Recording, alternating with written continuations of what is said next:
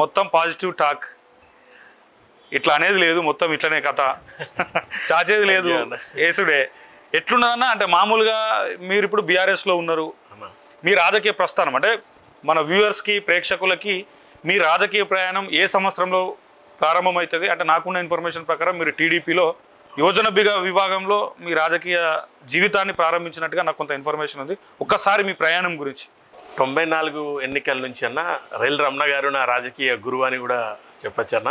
Okay, L Ramana అంటే రమణన్న గారితో నా ప్రస్తావనం స్టార్ట్ అయిందన్న. ఏ రోజు కూడా నేను లీడర్ కావాలని రాజకీయాల్లోకి అనుకొని రాలేదన్న.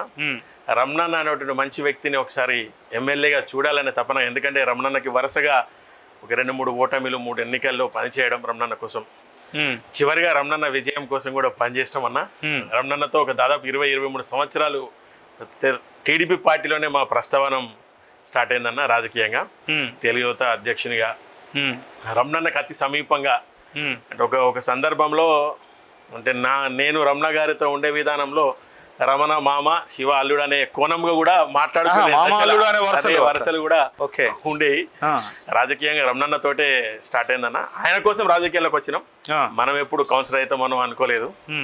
సో అవకాశాలు మనం రాజకీయాలు ఉంటూ ప్రజల్లో ఉంటూ పోతే మనకు కూడా అవకాశం వచ్చేది, గొప్ప విషయం.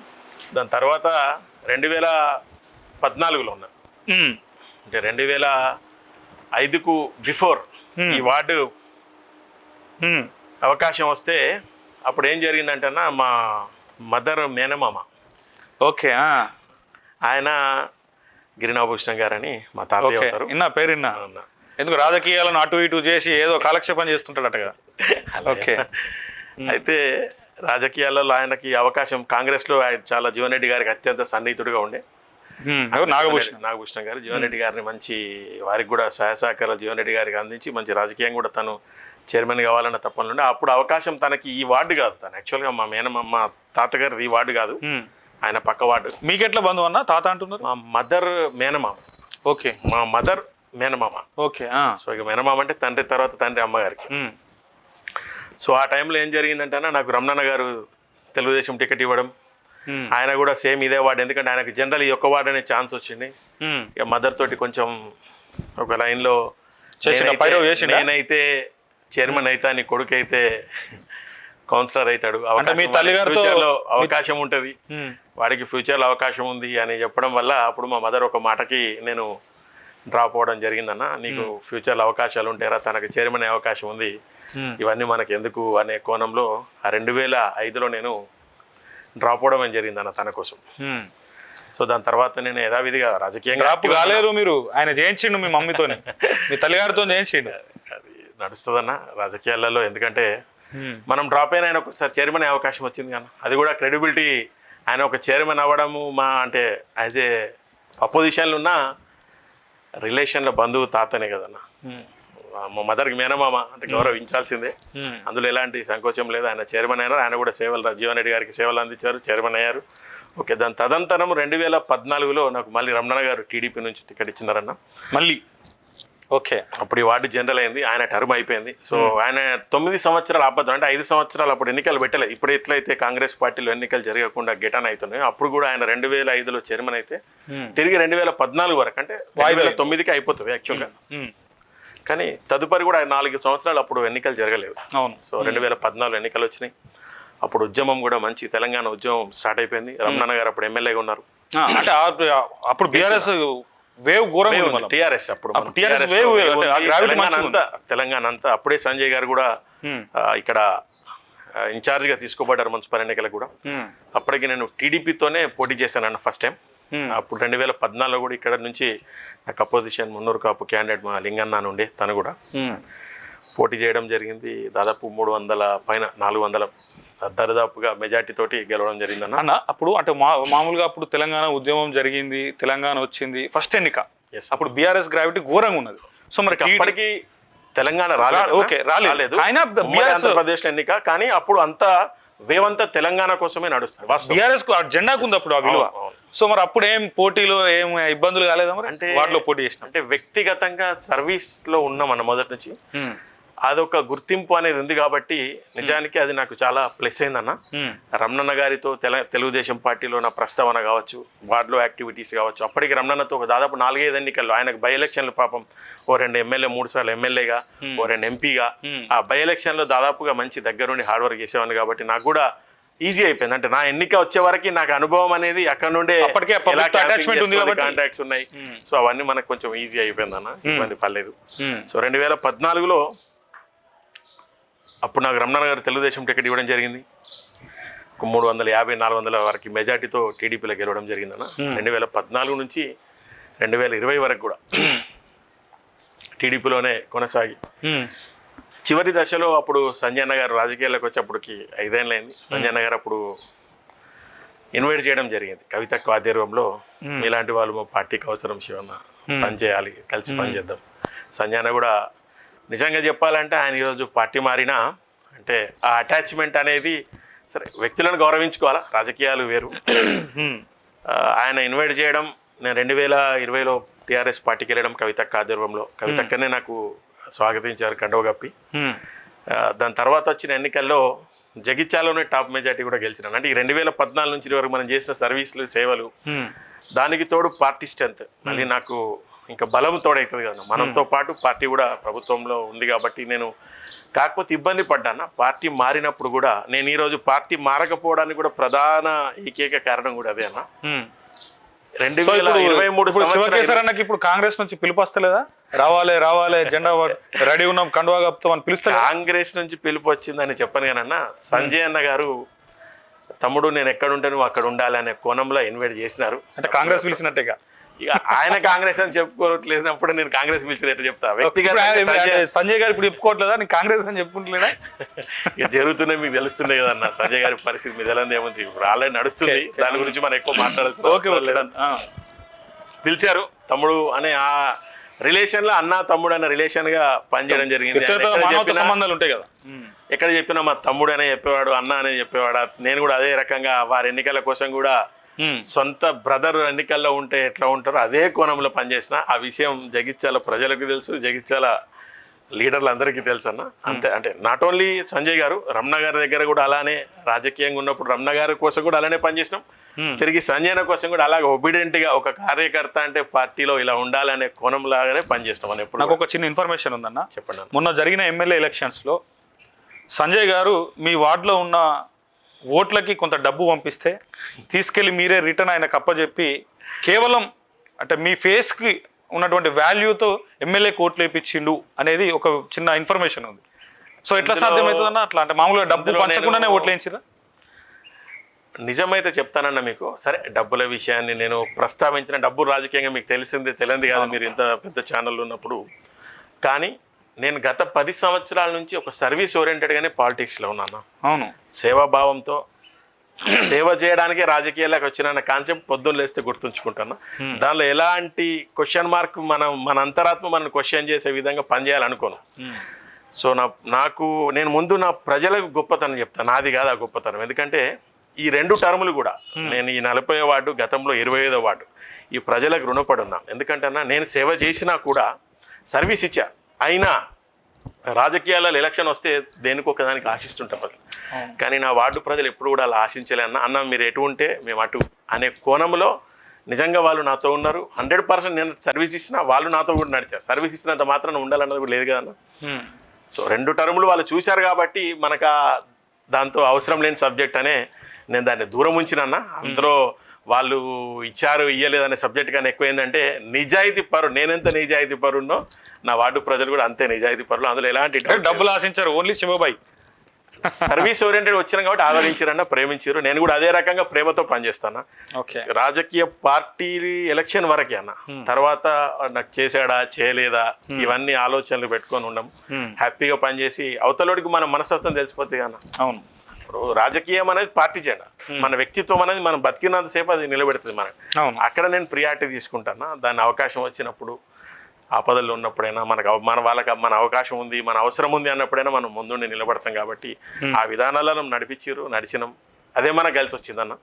ఓకే, సంజయ్ గారితో కూడా టీఆర్ఎస్ పార్టీలో ఇక్కడ బేసిక్గా కవితక్క గారితోని జగిత్యాల అభివృద్ధి జరగడంలో అంటే మనం చెప్పుకోవాల్సిన విషయాలు మేజర్గా డబుల్ బెడ్రూమ్స్ కావచ్చు. నేను అక్కడికి వస్తున్నా, ఒక 2 నిమిషాలు మీ తల్లి గారి గురించి మాట్లాడుకుందాం. వాళ్ళు స్వర్గస్థులైనారు. ఇప్పుడు తన పేరు మీద అమ్మ అంబిక అని ఒక ట్రస్ట్ కూడా ఏర్పాటు చేశారు, ఒక చారిటబుల్ ట్రస్ట్ నడుపుతా ఉన్నారు.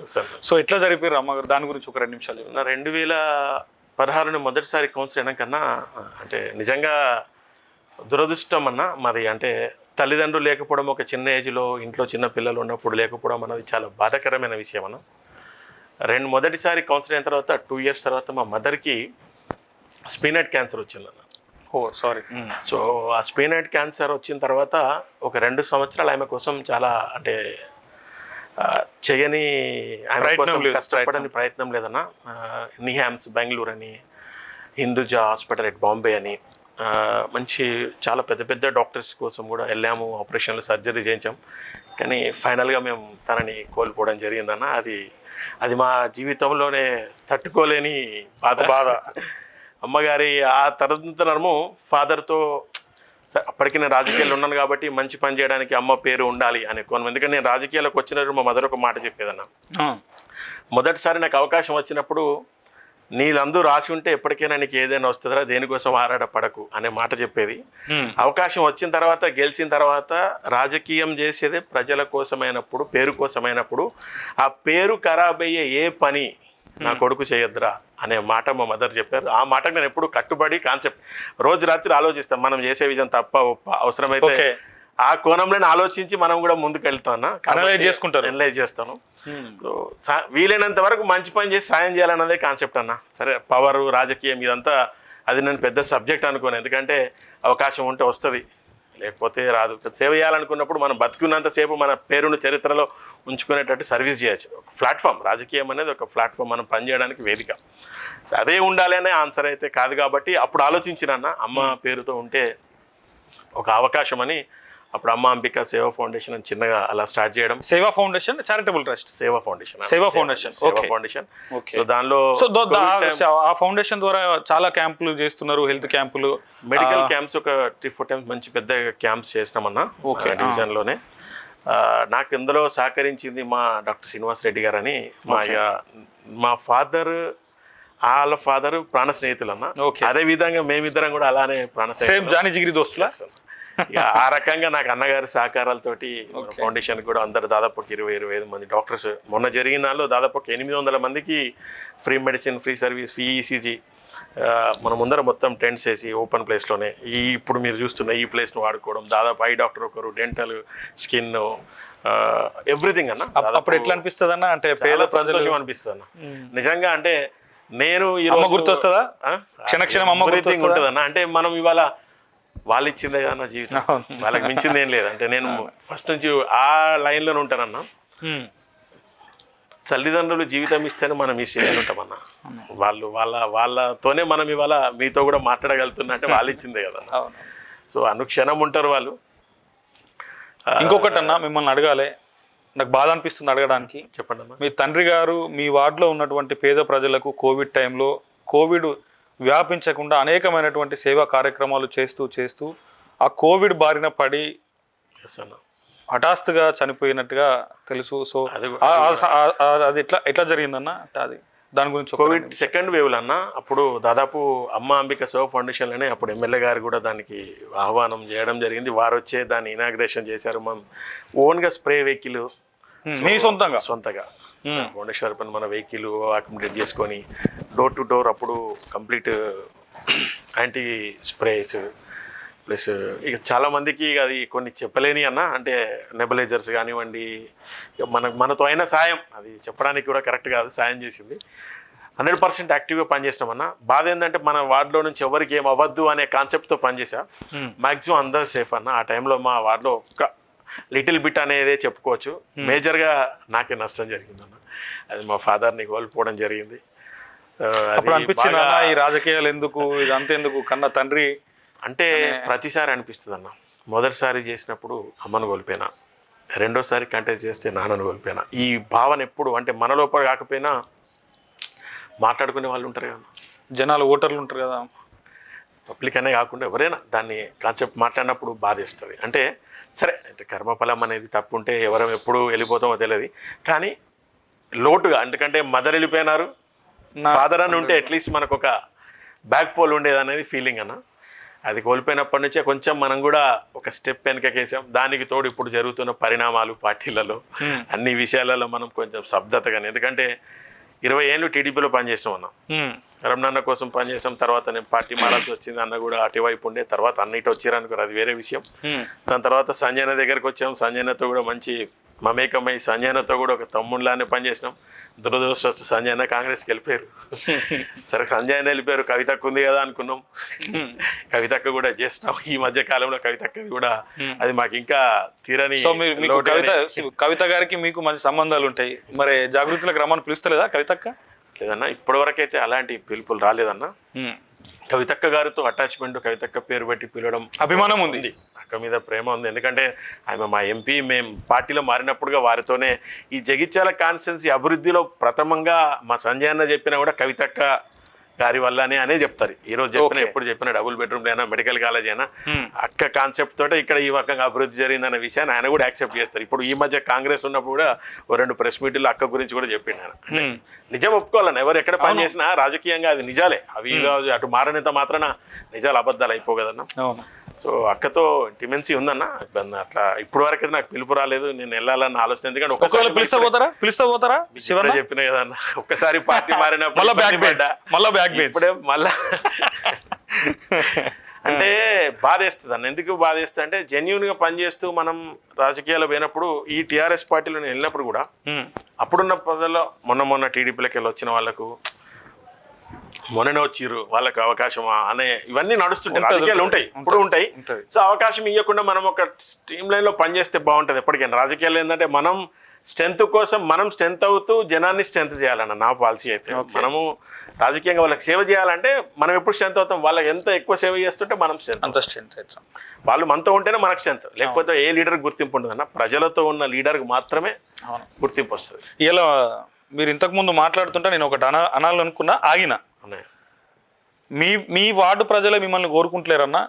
ఇవాళ మీ ఇంటర్వ్యూకి కూర్చోవడం కూడా కారణం ఏంటి అంటే, జగిత్యాల్లో ఉన్నటువంటి అన్ని వార్డుల ప్రజలు శివకేసర్ అన్న హానెస్ట్గా లీడర్షిప్ చేస్తాడు, ఎవరికి ఏ ఆపద వచ్చినా ఎవరికి చేతు జాపే టైపు కాదు, నలుగురికి పెట్టే టైపు, ఆయన మున్సిపల్ చైర్పర్సన్ అయితే బాగుంటుంది అని జగిత్యాల పబ్లిక్ అందరూ ఇమాజినేషన్ చేసుకుంటున్నటువంటి సమయం ఇది. సో జగిత్యాల జిల్లా ప్రజలకు ఏం చెప్తారు, జగిత్యాల పట్టణ ప్రజలకు ఏం చెప్తారు దీని మీద? ఫస్ట్ నేను ముందు నా 40 వార్డు ప్రజలకైతే కృతజ్ఞతన్నాను, వాళ్ళ కృతజ్ఞత చెప్పుకోవాల్సిన టైం. ఎందుకంటే నేను ఆల్రెడీ మీ వార్డులో వాళ్ళు నాకు అవకాశం ఇస్తేనే నేను గుర్తింపు తెచ్చుకోగలిగిన. ఇప్పుడు నేను మీ వార్డులోకి పోయినా అన్న, రోడ్లు చూసిన, డ్రైనేజీ చూసిన, ఐమాక్స్ లైట్లు చూసిన, ఇలా మసీదు ముంగట ఐమాక్స్లు చూసిన, ఎవ్రీథింగ్. అంటే నేను అబ్జర్వ్ చేసినప్పుడు నేను స్టేట్ వైడ్ తిరుగుతాను, అన్ని పట్టణాలు తిరుగుతా, అన్ని వార్డులు తిరుగుతా. అంటే నేను మీడియాలో ఉన్నా కాబట్టి ఎవరినైనా ప్రశ్నించే రైట్స్ నాకున్నాయి, నేను ఎవరినైనా క్వశ్చన్ చేస్తా. ఇంత తిరిగినా మీ వార్డులో ఒక్కసారి ఒక రౌండ్ వేసేద్దాం అని ఒకసారి పోయొచ్చిన, ఒక ఇద్దరిని మందలిచ్చిన, ఎట్లుంటాడు మీ కౌన్సిలర్, ఏం సంగతి, ఎట్లుంటాడో, రాజకీయాలు ఎట్లా చేస్తాడు అని అడిగినప్పుడు వాళ్ళు ఏమన్నారో నేను ప్రోమోలో చూపిస్తా, ఇప్పుడు టైం వేస్ట్ చేయ. సో ఇంత మంచి పేరుంది కదా, సో వాళ్ళు కూడా అన్నారు, అంటే మా మట్టుకే కాదు, శివకేసర్ అన్న నిజంగా జగిత్యాల మున్సిపల్ చైర్పర్సన్ కుర్చీలో కూర్చుంటే ఇలా ఇక్కడ ఉన్నటువంటి మిగతా వార్డులకు కూడా అన్న చేస్తున్నటువంటి సేవలు అందడానికి ఆస్కారం ఉంటుందని చెప్పేసి వాళ్ళు అన్నారు. మరి నిజంగా అవకాశం వస్తే శివన్న రెడీ ఉన్నాడా అన్న? అవకాశం వస్తే డెఫినెట్గా అవకాశం ఎవరు కాదనుకోమన్నా. అయితే ఇప్పుడున్న రాజకీయ రాజకీయాలలో వార్డు వైజ్గా అంటే బీసీ కావచ్చు, జనరల్ ఈ కాన్సెప్ట్తో లాస్ట్ టైం కూడా మా చైర్మన్ బీసీ అయిందన్న, బీసీ మహిళ అయింది, గతంలో జనరల్ మహిళ అయింది. సో నేను జనరల్ కేటగిరీలో ఉన్నాను ప్రజెంట్. సో అవకాశం వస్తే అది, దానికి తోడు మా పార్టీ ప్రతిపక్షంలో ఉన్నాం, అవకాశాలు ఎప్పుడైనా ప్రభుత్వంలో చాలా అంటే రాజకీయాల మీద ఎలా ఏముంది, ప్రభుత్వం వైపు ఉన్న వాళ్ళు ఎన్నో విధాలుగా దాన్ని కొనాలు చేస్తారు.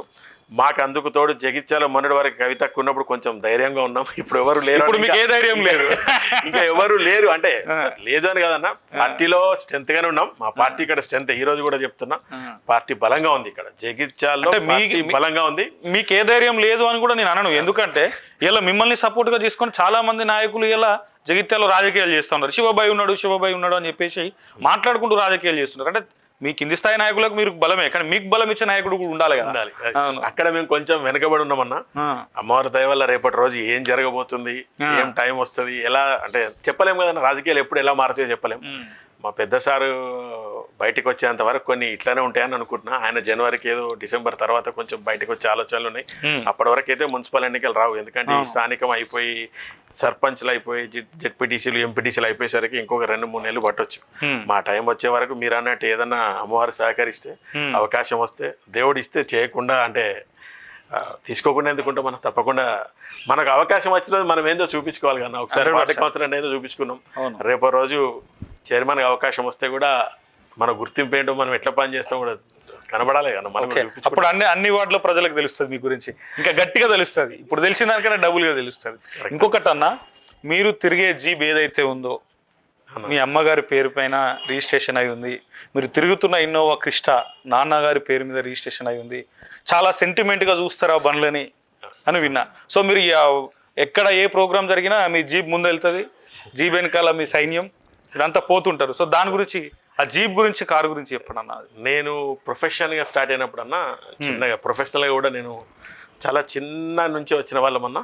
మా ఫాదర్ కానివ్వండి, మా కాన్సెప్ట్ అయినా మా ఫాదర్ కూడా చాలా హార్డ్ వర్క్ చేసే స్టేజ్కి వచ్చారు. సో అదే స్టేజ్లో కూడా వర్క్మెన్షిప్ అనేది ఇంపార్టెన్స్ ఇచ్చేవాళ్ళం అన్న ఎప్పుడు కూడా. నేను కూడా ఒక కాంట్రాక్టర్గా స్టార్ట్ అయ్యి ఈరోజు వాటర్ సప్లై స్కీమ్స్లో పనిచేస్తున్నాను అన్న. నేను పబ్లిక్ హెల్త్ అండ్ మిషన్ భగీరథలో ఈ pumps, Motors, drinking water supply scheme.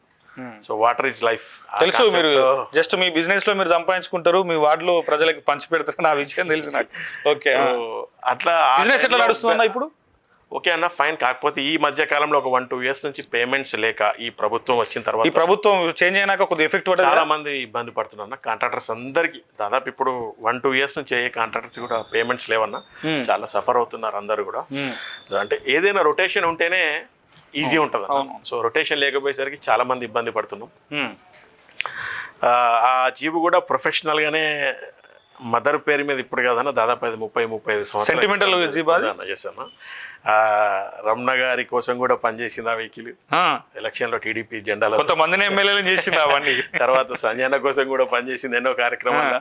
దానికి తోడు మా ఇంట్లో కూడా కార్యక్రమాలు జరుగుతుంటాయి. ఎవ్రీ ఇయర్ వినాయక నిమజ్జనము, ఎవ్రీ ఇయర్ దాంట్లోనే తీసుకెళ్ళాలి, దసరా ఉత్సవాలు, అమ్మవారి ఉత్సవాలు. సో అప్పటి నుంచి ఇప్పటివరకు సేమ్ అలానే ఆ వెహికల్ని కాపాడుతున్నాం అన్న.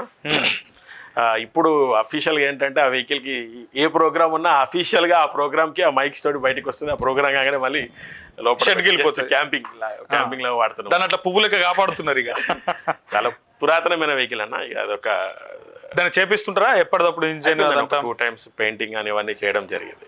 కండిషన్ ఉంటుందా? Full condition. అమ్మ పేరు మీద ఉంది కదా, కండిషన్ ఉండాల్సిందే. ఈ క్రిస్టా కూడా నాన్న పేరు మీద ఉంటుంది.